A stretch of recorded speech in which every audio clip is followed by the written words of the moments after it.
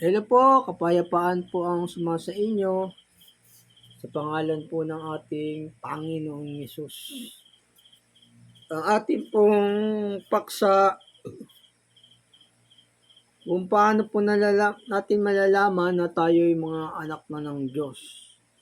Kasi dapat po sa tao, ma-born again. Dalawa po ang dapat kapanganakan sa atin eh.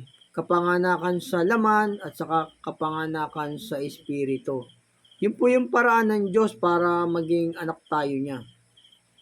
Yung na-born again na tayo, sumampalataya tayo sa Panginoong Hesus, yun po yung mga anak na ng Diyos.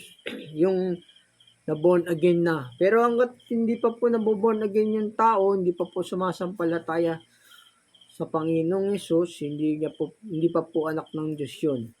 Bagamat nilalang ng Diyos yung tao, no? Pero hindi pa siya anak ng Diyos pagka hindi pa po siya na-born again. Yung tao po nilalang ng Diyos, no? Pero kahit nilalang tayo ng Diyos, hindi niya pa tayo anak pagka hindi pa po tayo naboborn again, hindi pa tayo sumasampalataya sa Panginoong Yesus. Ganun po. Kita nyo nga yung tao sa mga Gamora, nilipol niya, di ba? O yung tao sa may kapanahunan ni Noe, nilipol niya. O hindi pa kasi sila na born again, eh. Hindi pa sila na kasi mga pinanganak pa sila sa laman pa lang nun. Kailangan ng tao para maging anak ng Diyos, ipinanganak na sa Espiritu. Dalawa po kasi ang kapanganakan natin. Panganak tayo sa Espiritu, o ipanganak tayo sa laman. Ganun po. Mauuna po yung kapanganakan sa laman, saka sa Espiritu. Ganun. Yung ipinanganak tayong ng nanay natin, pero ang Diyos po nagpapaanak nun kasi siyang may authority na gumawa ng tao eh. Siyang talagang manlalalang ng tao. Dalawa po ang paglalang sa atin. Dalawa din ang pagsilang sa atin para po maging anak tayo ng Diyos. Ganun po. Yung sumampalataya na sa Panginoong Hesus, tapos sumunod sa utos, tapos na-baptize na born again na, sumusunod sa utos, yun po yung mga anak ng Diyos. Kasi hindi po lahat ng tao anak po ng Diyos. Dahil pinalipin pa tayo ng Diyos sa kasalanan eh. Pinakulong pa tayo ng Diyos sa kasalanan sa Diablo. Ganun po. Para makalaya po tayo sa Diablo, o sumunod po tayo sa utos, ma-born again tayo. Mapanganak tayong muli sa Espiritu. Kasi pinalipin ng Diyos yung tao sa kasalanan para mapadaman niya yung kanyang habag at saka masubok yung tao kung susunod ba. Hanggat hindi pa po na-born again yung tao, hanggat hindi pa po sumasampalataya sa Panginoong Hesus, hindi pa sumusunod sa mga utos ng Diyos, hindi pa po yun anak ng Diyos. Mga katutubong anak ng Diablo pa po tayo nun pagka hindi pa tayo sumusunod sa Diyos, hindi pa po tayo na born again. Ganun po. Kasi bagamat nilalang ng Diyos yung tao, o ganun, kasi pinakulong ng Diyos yung tao sa kasalanan eh. Sa lahat ng tao sa buong sanlibutan. O ganun.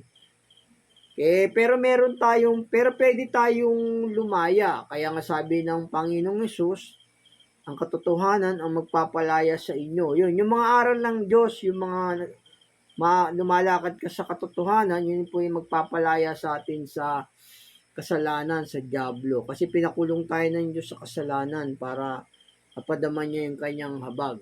O ganun, hindi pa po anak ng Diyos yung hindi pa po naboborn again kasi may dalawa tayong paglalang eh, at saka pagsilang. Ganun po. Ito, yung una, yung sinilang tayo ng nanay natin, saka ng Diyos. Pero ang may authority po ang talagang may nanganganak sa tao, ang nagpapaanak po talaga sa tao, yung Diyos. Siya po talaga nagpapaanak sa tao. Ganun po.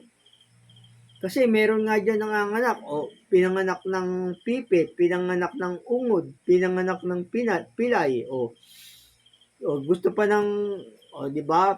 pinanganak ng kulang-kulang yung mga katawan. Kasi nga yung Diyos yun talagang nagpapaanak.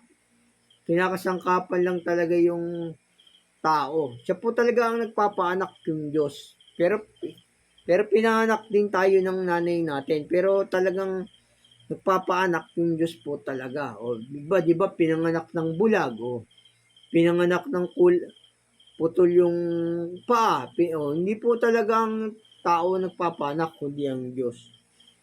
Dalawa po nagpapaanak talaga sa atin, pero ang talagang nagpapaanak yung Diyos po. Yung nanay natin, tapos yung Diyos. Ito po, basahin ko sa inyo. Bagamat pinanganak na tayo ng Diyos at ng nanay natin sa laman, yun po yung unang kapanganakan natin sa laman. Kailangan panganak pa rin po tayo sa Espiritu. Maborn again tayo para anak na po tayo ng Diyos. Kasi tayong nasa laman pa, pinanganak sa laman, pinaalipin tayo ng Diyos sa kasalanan, sa Diablo. Naging katutubong anak tayo ng Diablo nung pag tayo nasa laman pa. Ito, basahin ko po sa inyo na ang talagang nagpapaanak ng Diyos. Dito po sa Isaias 66:9, dadalhin ko baga sa kapanganakan at hindi ko ilalabas, sabi ng Panginoon. Magsasara baga ako ng bahay bata, akong nagpapaanak, sabi ng iyong Diyos. O yan, ang Diyos po talagang nagpapaanak eh. Kasangkapan lang po talaga yung mga tao. Pero ang Diyos po talaga nagpapanganak. O, kasi meron ng gustong magkaanak, hindi magkaanak, diba? O, mga baog. Kasi nga yung Diyos po talaga nagpapaanak. Kasangkapan lang po talaga yung ating mga nanay para ipanganak tayo. Iba nga, pinanganak na pipi, pinanganak na walang kamay, walang paa, o di ba? O gusto ba ng nanay natin yun? Ang Diyos talaga nagpapaanak sa tao. Pero tayo dapat, ang tao, dalawang kapanganakan para malaman natin na tayo ay mga anak ng Diyos. Kailangan ipanganak tayo ng Diyos sa espiritu. Bibigyan niya tayo ng bagong espiritu, ng bagong diwa. Ganun po. Kasi ang tao, pinakulong ng Diyos sa kasalanan. Ito, basahin ko sa inyo muli na ang Diyos talaga po ang nagpapaanak. Dito po sa Isaias 66:9. Dadalhin ko baga ang kapanganakan at hindi ko ilalabas, sabi ng Panginoon. Nagsasara baga ako ng bahay bata, akong nagpapaanak, sabi ng iyong Diyos. O, yung Diyos po talaga ang nagpapaanak sa tao eh. O yun. Yun po yung unang kapanganakan natin, di ba? Pinanganak tayo ng Diyos, ng ating nanay. Pero kailangan ipanganak po tayo ng Diyos sa Espiritu. Sumampala tayo sa Panginoong Yesus para tayo anak niya na. Kasi nga, ipinakulong ng Diyos yung tao sa kasalanan. Kaya, kailangan ipanganak po tayong muli. O, ipinakulong ng Diyos yung tao sa kasalanan eh. Tayo naging katutubong anak ng Diablo kasi nga, alipin tayo ng kasalanan eh. Sabi sa banal na kasulatan eh. Ito, pinakulong ng Diyos yung tao sa kasalanan eh. Kaya yung hindi pa naboborn again, katutubong anak pa ng Diablo yun, sabi po sa banal na kasulatan. Ito, basahin ko sa inyo rito sa Roma. Kasi nakakulong pa ang sangkatao, nakakulong pa yan sa Diablo eh. Pinaalipin ng Diyos sa kasalanan, sabi sa banal na kasulatan. Ito po sa tayin ko nyo sa inyo dito sa Roma 11:32. Sapagkat ang lahat ay kinulong ng Diyos sa kasuwayan upang siya ay mahabag sa lahat. O yun o, pinakulong pa ng Diyos yung tao sa kasalanan eh. Sa Diablo, pinaalipin pa eh. Sabi nga, tao nagkakasala, alipin ng panang kasalanan.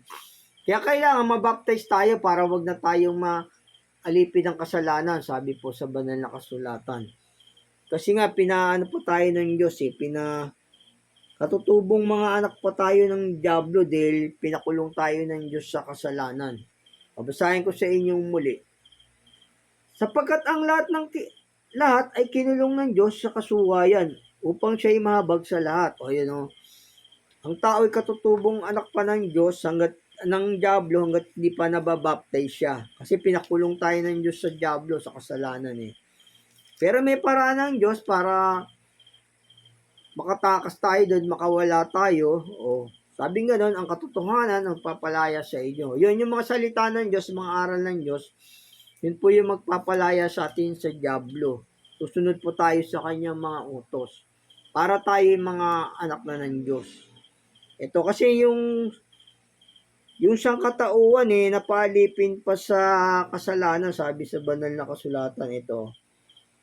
Basahin ko rito sa inyo sa Hebreo 2:13 hanggang 15.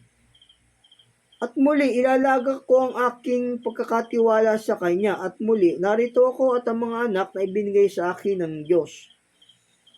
Dahil sa mga anak ay mga may bahagi sa laman at dugo. Siya na may gayon ding nakabahagi sa mga ito. Upang sa pamagitan ng kamatayan, ay kanyang malipol yaong may paghahari sa kamatayan. Sa makatwid ay ang dyablo. At mailigtas silang lahat dahil sa takot sa kamatayan ay nangasa ilalim ng pagkaalipin sa buong buhay nila. Ayan napakaalipin sa buong buhay nila, sabi sa banal na kasulatan. Napaalipin pa tayo sa mga kasalanan kasi, kaya na naging katutubong anak ng dyablo po yung mga tao. Ayun po, kaya kailangan tayo mabaptize tayong muli, mapanganak tayo sa Espiritu, bibigyan tayo ng bagong Espiritu ng Diyos para maging anak niya tayo ng muli. Ito, basahin ko sa inyo muli rito kasi napaalipin pa yung mga tao sa kasalanan kaya kailangan mabaptize tayo, maborn again tayo para anak na po tayo ng Diyos noon. Dalawa po ang paraan ng Diyos para maging anak niya tayo talaga. Yung sumampalataya sa Panginoong Hesus, sumunod sa utos, tapos mabaptize. Para yung katawang salarin magiba at para hindi na tayo maalipin ng kasalanan. Sabi po sa banal na kasulatan. Ito po, basahin ko sa inyo muli rito sa Hebreo 2:15. At mailigtas silang lahat dahil sa takot sa kamatayan ay nangasa ilalim ng pagkaalipin sa buong buhay nila. Yun, napaalipin pa yung tao sa kasalanan kaya kailangan mabaptize tayong muli. Yun. Para maging yung maging anak na tayo ng Diyos, yung sumusunod tayo sa utos, baptize tayo, tapos bibigyan niya tayo ng bagong espiritu, bagong diwa. Ito po, basahin ko sa inyo rito. Kasi napaalipin pa tayo sa kasalanan naging katutubong anak pa tayo ng dyablo. Dahil yung dyablo nag-aasik ng kasamaan at kasinungalingan, kaya yung tao nagiging alipin ng kasalanan, nagiging anak po ng dyablo. Pero may paraan ng Diyos, sabi niya, kung susunod tayo sa katotohanan, yun po yung magpapalaya sa atin. Yung susunod tayo sa utos ng Diyos, magiging anak tayo ng Diyos na muli. Ito, basahin ko sa inyo rito sa Roma 8:19 hanggang 21. Sapagkat maningas na pagmimiti ng buong nilalang ay naghihintay ng pagkahayag ng mga anak ng Diyos. Sapagkat ang buong nilalang ay nasakop ng kawalang kabuluhan, hindi sa kanyang kalooban, kundi dahil doon sa sumakop sa kanya sa pag-asa, na ang buong nilalang naman ay magiging laya mula sa pagkaalipin sa kabulukan, sa kalayaang maluwalhating mga anak ng Diyos. Ayun, napaalipin pa yung mga tao na naalipin pa ng dyablo, naging katutubong anak ng dyablo yung mga tao dahil sa kasalanan Kaya yung born again, yun po yung sumusunod tayo sa Diyos, anak na tayo ng Diyos doon. Hindi na tayo magiging anak ng dyablo doon, hindi na tayo magiging alipin ng dyablo. Pagka sumampalataya na tayo sa Panginoong Hesus, sumunod na sa utos na born again yun, mga anak na po tayo ng Diyos doon, pagka ganun. Ito, basahin ko po sa inyong muli. Kasi yung tao nga nasa paalipin pa sa kasalanan sa mga kabulukan. Basahin ko muli sa inyo rito sa Roma 8:19. Sapagkat ang maningingas na pagmimiti ng buong nilalang ay naghihintay ng pagkahayag ng mga anak ng Diyos. Sapagkat ang buong nilalang, ang buong nilalang, buong nilalang, sabihin, buong mga tao po yun. Ganun po. Sapagkat ang buong nilalang ay nasakop ng kawalang kabuluhan, hindi sa kanyang kalooban, kundi dahil doon sa sumakop sa kanya sa pag-asa, na ang buong nilalang naman ay magiging laya mula sa pagkaalipin ng kabulukan sa kalayaang maluwalhating mga anak ng Diyos. O nasa pagkaalipin pa para makalaya tayo dun sa dyablo, no? Hindi na tayo maging anak ng dyablo, dapat sumampalataya sa Panginoong Yesus. O tapos sumunod sa utos, mabaptize na para yung katawang salarin magiba, hindi na tayo maalipin ng kasalanan. Ganun po yun. Kailangan yun po yung paraan ng Diyos, dapat ipanganak tayong muli para maging anak niya na tayo, tapos sumunod sa utos. Kasi nga, ang mga tao naging katutubong anak ng dyablo pagka alipin ng kasalanan Kasi pinaalipin ng Diyos o sa kasalanan para maging anak ng dyablo. Pero pwede tayong maging anak ng Diyos pag sumunod na tayo sa utos, sumampalataya sa Panginoong Yesus.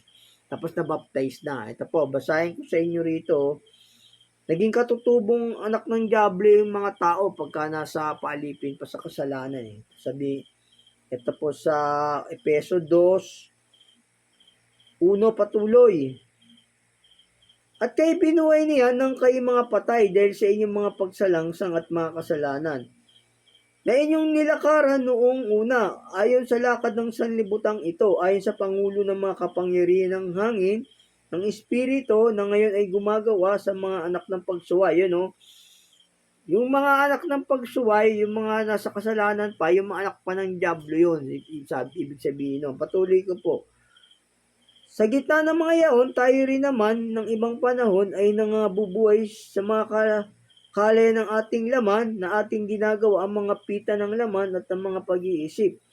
At tayo ay katutubong mga anak ng kagalitan, gaya ng mga iba. Katutubong anak pa ng kagalitan yung tao hanggat hindi pa nababaptize, nabuborn again, hindi pa sila natatawag sa ebanghelyo. Mga anak pa po ng dyablo yung gano'n, yung mga alipin pa ng mga kasalanan. Sabi ng banal na kasulatan. Yung tinawag na sa ebanghelyo, tapos nabaptize na, sumusunod na sa utos, sumampalataya sa Panginoong Yesus, yun na po yung mga anak ng Diyos. Kasi hindi po lahat ng tao, mga anak pa ng Diyos. Mga anak na tayo ng Diyos kung sumusunod na po tayo sa utos, na baptize na tayo. Ipinanganak tayong muli. Dalawa po kasi ang paraan ng Diyos para maging anak niya tayo. Kailangan ipanganak tayong muli sa espiritu at saka sa tubig. Ayun po. Ito po kasi pagka wala pa po kasing utos ng Diyos, wala pang sinusunod ng utos ng Diyos, yung mga alipin pa yun ng dyablo, mga anak pa ng dyablo po yun. Ito, basahin ko rito sa inyo sa Roma. Kasi laya pa siya sa katwiran sa mga aral ng Diyos. Hindi niya pa siya sumusunod. Dito po sa Roma 6:20. Sapagkat nang kayo ay mga alipin ng kasalanan, kayo laya tungkol sa katwiran. Laya pa sa katwiran wala pa sa ibang helyong sinusunod. Ano nga ang binubungan ninyo sa panahong iyon, sa mga bagay na ngayon, ikinahihiya ninyo, sapagkat ang wakas ng mga bagay na yaon ay kamatayan. Kamatayan yung wala pang sinusunod na utos sa Panginoong Yesus, hindi pa siya anak ng Diyos. Hindi pa siya nabaptize, kamatayan pa po yun. Kaya kailangan tao mabaptize, yung pabautismong yun, para hindi na tayo maalipin ng dyablo, hindi na tayo maging anak niya. Tas kasi mabibihis natin yung espiritu ng Diyos, bibihis natin yung Panginoong Yesus. Kailangan yung katawang salarin magiba, sabi sa banal na kasulatan, para hindi na tayo maging alipin ng kasalanan at saka hindi na tayo maging alipin ng dyablo. Ganun po, kailangan mabaptize yung tao para yung katawang salarin magiba, para anak na po tayo ng Diyos. Dalawa po ang paraan ng Diyos.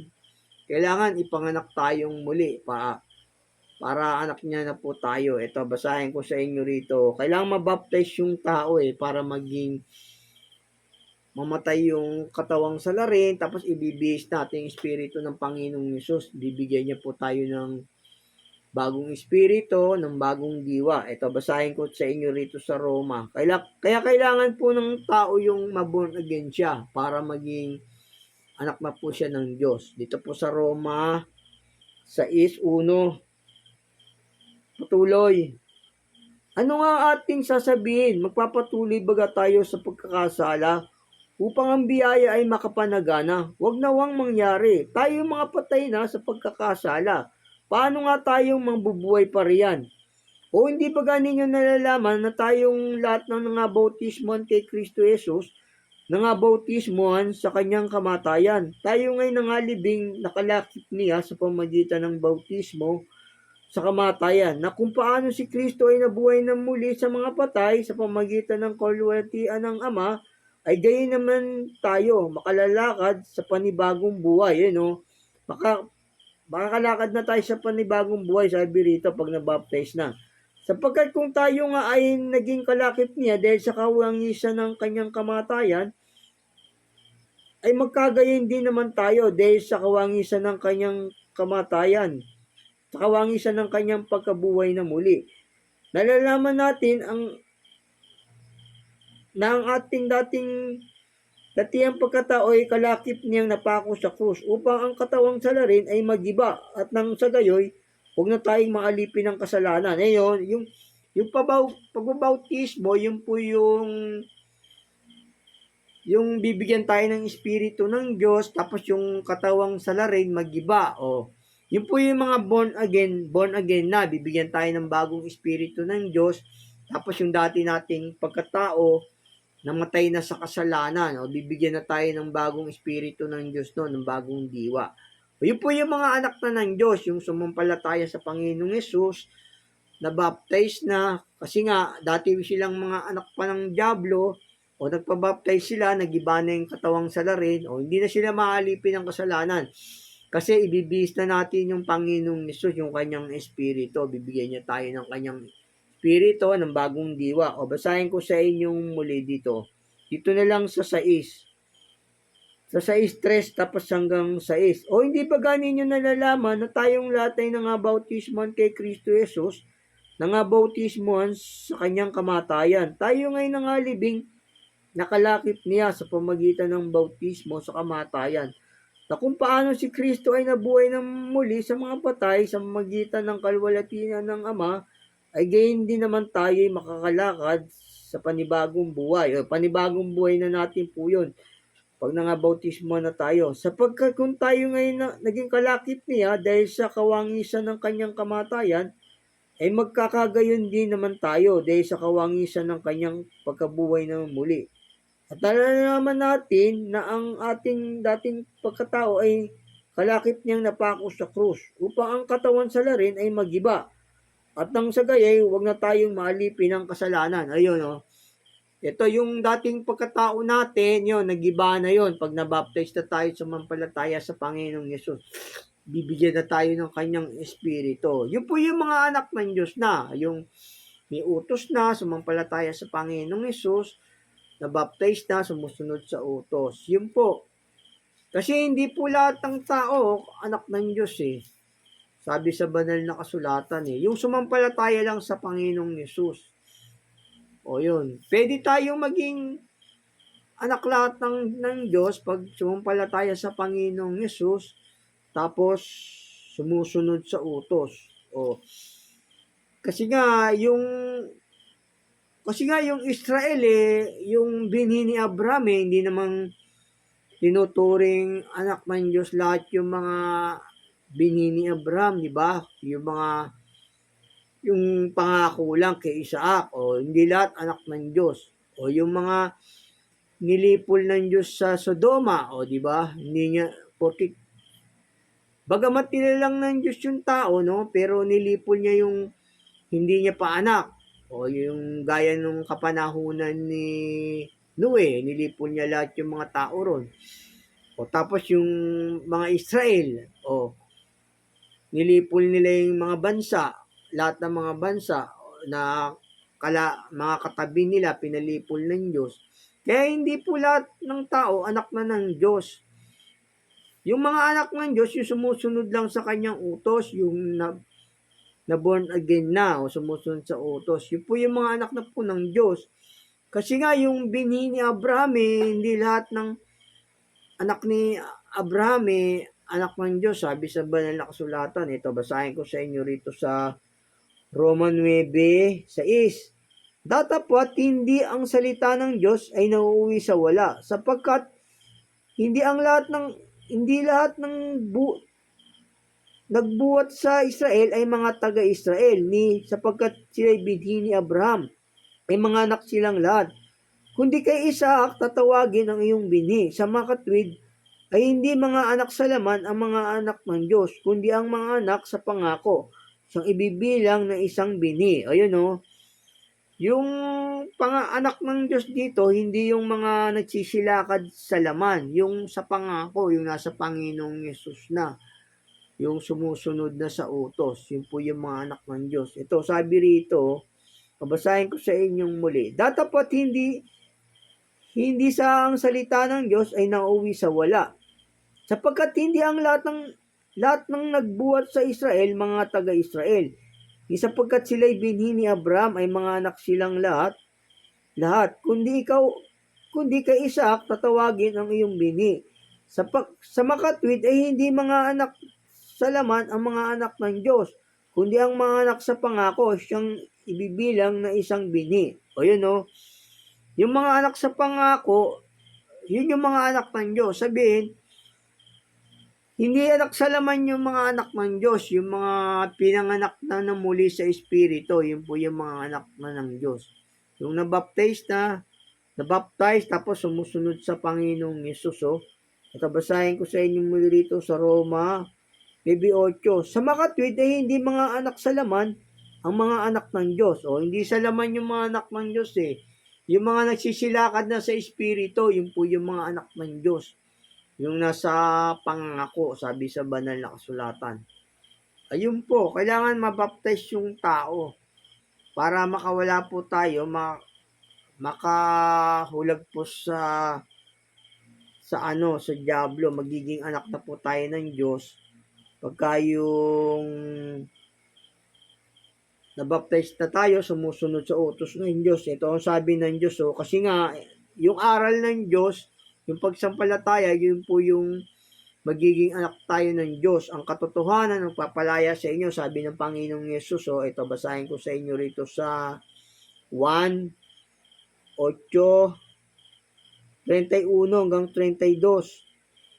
Sinabi nga ni Jesus sa mga Hudyong yaon nung nagsisimpalataya sa Kanya, kung kayo nagsipanatili sa aking salita, kung magkagayoy, tunay nga kayong mga alagad ko, at inyong makikilala ang katotohanan, at ang katotohanan ang magpapalaya sa inyo. Yun, yung mga aral ng Diyos, yung mga katotohanan. Doon tayo magiging anak na ng Diyos, magiging hindi na tayo anak ng diablo. Ganun po yun. Kailangan mabaptize tayo. Yung buong sanlibutan, pwedeng maging anak na ng Diyos yun pag sumampalataya sa Panginoong Yesus. Ganun po yun. Itong sabi sa banal na kasulatan, yung sanlibutan, makipag-isa sa Kanya. Yung nakipag-isa sa Kanya, sumunod sa utos, pwede nang maging anak ng Diyos yung lahat ng tao nun. Pag sumampalataya sa Panginoong Yesus, sumusunod na, pwedeng maging anak ng Diyos na lahat. Ganun.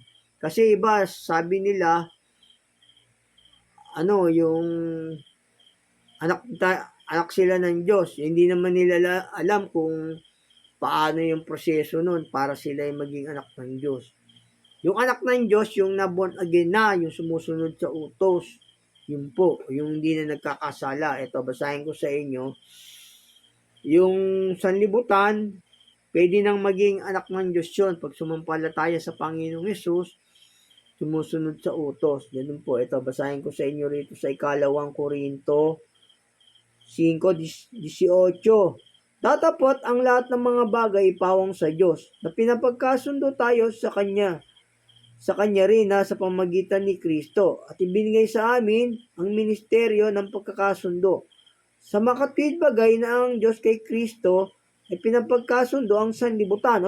Sanlibutan. Pwede nang maging anak ng Diyos yung buong lahat ng tao sa sanlibutan basta nakipagkasundo sa Diyos, sumampalataya sa Panginoong Hesus, to sumusunod sa utos. Sa makatwid bagay na ang Diyos kay Kristo ay pinapagkasundo ang sanlibutan. Sa kanila rin, hindi na binibilang sa kanila ang kanilang mga kasalanan. At pinagkatiwala sa amin ang salita ng pagkakasundo. Ayun, pwede nang maging anak ng Diyos yung lahat ng tao sa sanlibutan basta't sumampalataya sa Panginoong Yesus, sumunod sa utos. Ganun po. Yun yung proseso ng pagiging anak tayo ng Diyos, yung na born again na tayo. Kailangan nating ipanganak tayong muli, sabi ng Panginoong Yesus eh. Kailangan ipanganak tayong muli para maging anak na tayo talaga ng Diyos. Tapos sumusunod tayo sa utos ng Diyos, sa kanyang mga utos. Kasi sabi ng Panginoong Yesus, kailangan tayong ipanganak ng muli. Sabi niya, ito, basahin ko sa inyo.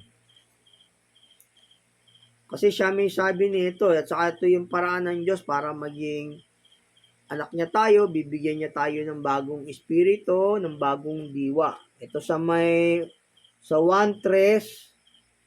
patuloy. May isang lalaki nga sa mga Parseyo, nagngangalang Nicodemo, isang pinuno ng mga Hudyo. Ito rin ay naparoon sa kanya ng gabi at sa kanya ay nagsabi, Rabi, nalalaman namin ikaw ay isang guro na nagbuhat sa Diyos sapagkat walang makakagawa ng mga satanda na iyong ginagawa maliban na kung sumasa kanya ang Diyos.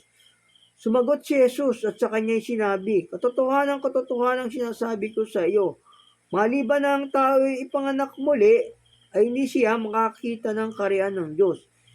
Sinabi sa kanya ni Nicodemo, paano maipanganak ang tao kung siya'y matanda na? Makakapasok baga siyang bilang ikalawa sa tiyan ng kanyang ina at ipanganak? Sumagot si Jesus, katotohanan sinasabi ko sa iyo, maliban ang tao ipanganak ng tubig at ng espiritu, ay hindi siya makapapasok sa kaharian ng Diyos. Ang pinanganak ng laman ay laman nga. Ang pinanganak ng espiritu ay espiritu nga. Huwag kang magtaka sa aking sinabi sa iyo. Kailangan nga kayo'y ipanganak ng muli. O yun Sabi ng Diyos dito, kinakailangan na tayo ipanganak ng muli. Yun yung paraan ng Diyos para maging anak niya na tayo. Dalawa kasi yung kapanganakan natin eh. Panganganak sa laman, sa panganganak sa espiritu. Yung panganganak sa espiritu, yung nabaptize na tayo, yung nabautismuhan kay Kristo, ay binisi Kristo. Yun po yun, yung pinanganak ng tubig, saka espiritu. Yun yung panganak sa atin ng Diyos. Ito, basahin ko sa inyong muli. Huwag kang magtaka sa aking sinabi sa iyo. Kinakailangan kayo'y ipanganak ng muli. O yun, ipanganak tayong muli, sabi ng Panginoong Yesus. Pinanganak tayo sa kalooban ng Diyos, hindi sa kalooban na ng tao. Ganun po yun. Para maging anak po tayo ng Diyos. Ito po, sabi rito, kailangan sumampalataya tapos mabaptize para maging anak na tayo ng Diyos sa Espiritu. Kasi yun ang paraan ng Diyos, mabaptize tayo para kapanganakan po sa Espiritu yun. Yung tayong nabaptize. Ito, basahin ko sa inyo rito yun po yung kalooban ng Diyos na ipinanganak tayo sa kalooban niya, hindi yung sa kalooban ng tao. Ito, basahin ko sa inyo sa 1:12. Datapat ang lahat ng sa kanya nagsitanggap ay pinagkalooban niya sila ng karapatang maging mga anak ng Diyos.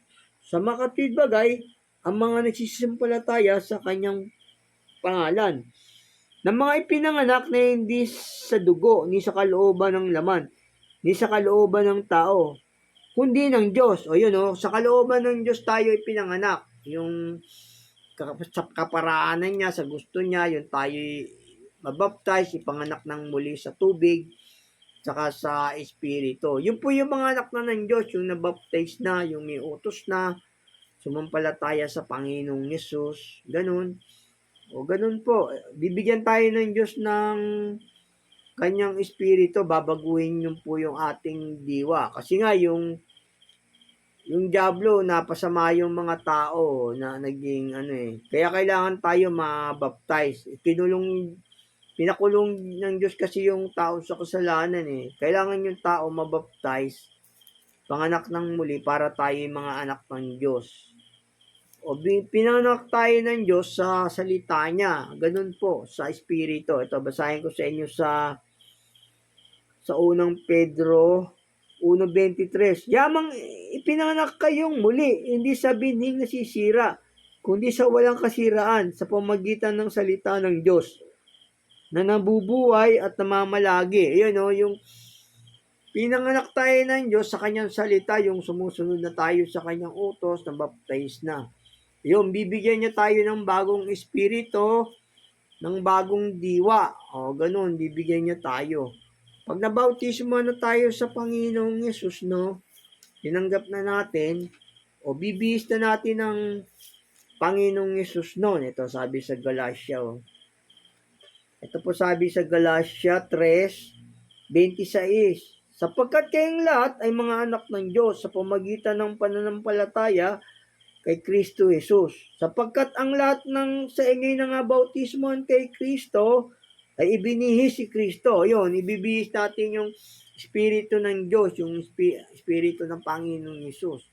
Pag nabaptize na tayo. Yung kailangan yung tao ma-born again, sumampalataya sa Diyos, ipinanganak tayo ng Diyos sa salita, sa Espiritu. Yun po.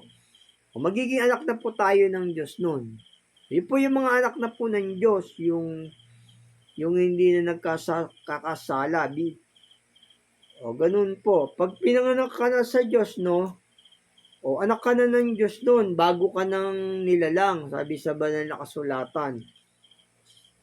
O, bagong nilalang na yung tao pagka yung nabaptize na, ipinanganak na yun ng muli sa Espiritu. Ganun po ang paraan ng Diyos. Kailangan dalawa po ang kapanganakan natin, sa laman at saka sa Espiritu. Ito, basahin ko sa inyo rito. Pag nabaptize na, bagong nilalang na po yun. Bagong nilalang, sabi dito. Ito sa may 2 Korinto 17. Kaya't kung sino man ay na kay Kristo, siya'y bagong nilang. O yun, bagong nilalang na pag nabaptize na sa Panginoong Yesus. Ang mga dating bagay ay nagsilipas na. Narito, sila'y pawang naging mga bago. O, bagong nilalang na yung mga baptize na, bagong espiritu na yan sa Panginoong Yesus. Bagong nilalang na. Kaya tayo, dalawang paglalang sa tao. Nung una ng Diyos yung tao, tapos yung nabaptize na tayo, mga bagong nilalang na tayo. Bagong panganak din tayo, ganun po. O, basahin ko sa inyo muli. Dito sa 2 Korinto 5:17. Kaya't kung sino man ay na kay Kristo, siya'y bagong nilalang. Ang mga dating bagay ay nagsilipas na. Narito, sila'y pawang naging mga bago. O yun, no? Bago na yung tao nun, bagong tao na yun pag sumampalataya na sa Panginoong Yesus. May bagong espiritu na yung tao, hindi na yung dati. Yung sumampalataya, sumusunod na, hindi na nagkakasala yung tao, yung mga anak ng Diyos. Kasi bibigyan niya ng espiritu, babaguhin yung ating diwa. Matatransform tayo sa mga aral niya o sa pagsampalataya natin sa Panginoong Yesus. O, transform na yung ating espiritu. Sabi niya, bibigyan niya tayo ng bagong espiritu. Sabi rito sa banal na kasulatan. Ito sa may mga awit, 51:10. Likhaan mo ako ng isang malinis na puso, O Diyos, at magbago ka ng isang matuwid na espiritu sa loob ko. O yun, o. Babaguhin yung espiritu natin sa loob natin. Pag nabaptize na, sumampalataya, o nakikinig na at sumusunod sa utos ng Diyos, yung bago na po yun. Bibigyan niya tayo ng bagong espiritu, ng bagong diwa ng Panginoong Diyos, ng Panginoong Yesus. O ganun po, bibigyan tayo ng bagong diwa ng Diyos, ng bagong espiritu pag sumampalataya. O yun po yung mga anak ng Diyos na, may mga utos na. Ito, bibigyan tayo ng Diyos ng bagong diwa ng espiritu, sabi sa banal na kasulatan. Di ba, dun sa mga awit. Tapos dito, meron pa po rito sa Ezekiel 18:31.